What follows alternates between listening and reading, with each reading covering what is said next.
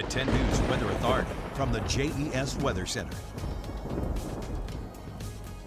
Hey there, everyone. Here's a look at what we're tracking over the next couple of days. Feeling hot and hotter outside right now with partly cloudy conditions looking to build in throughout the remainder of the afternoon. We're also continuing to track some of that haze and that smoke all the way from western Canada. So that is funneling into the region throughout the day. Then once we get into tomorrow, those warm temperatures continue with showers and storms eventually building in.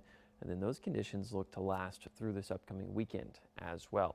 As for right now, we're dealing with mostly clear skies. However, it doesn't look clear out there as we're still dealing with that milky sort of overlook or that tint to the atmosphere at this current time.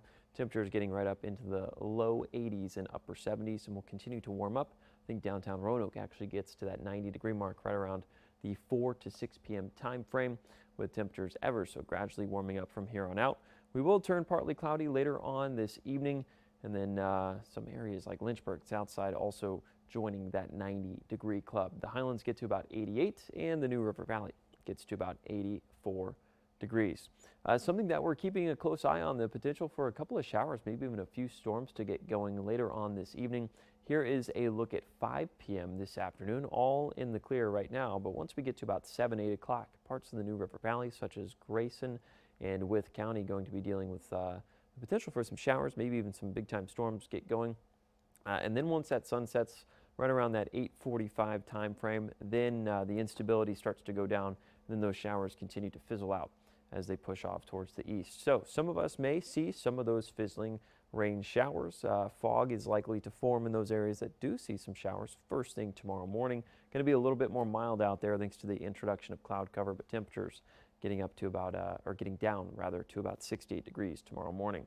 Now, we did mention changes are headed our way. That is because the area of high pressure that's been keeping our skies mostly clear and sunny and our temperatures rather on the warm side this week eventually pushes off the east coast and out to sea. And as it does so, it starts to dissipate ever so slowly as we have a new area of low pressure that's going to be building in and taking its time moving across the country. That is going to introduce moisture into the region, hence the introduction of cloud cover for tomorrow.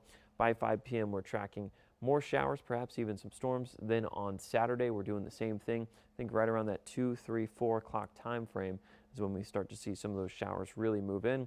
And then on Sunday, the leading edge of that cold front eventually pushes in right overhead. So temperatures are going to be warm just because that warm front is very close by. We're in the upper 80s for the next several days, and then we're back into the 90s by next Wednesday. Notice happy rain chances going to be sticking with us as well. First thing starting tomorrow.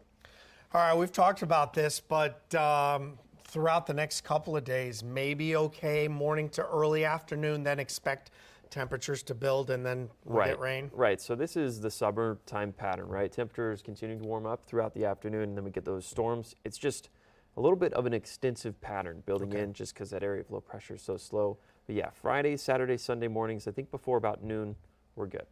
Reminds me of a certain state that's a little further south from here. Yeah. Very Florida-like. Thank you, Parker.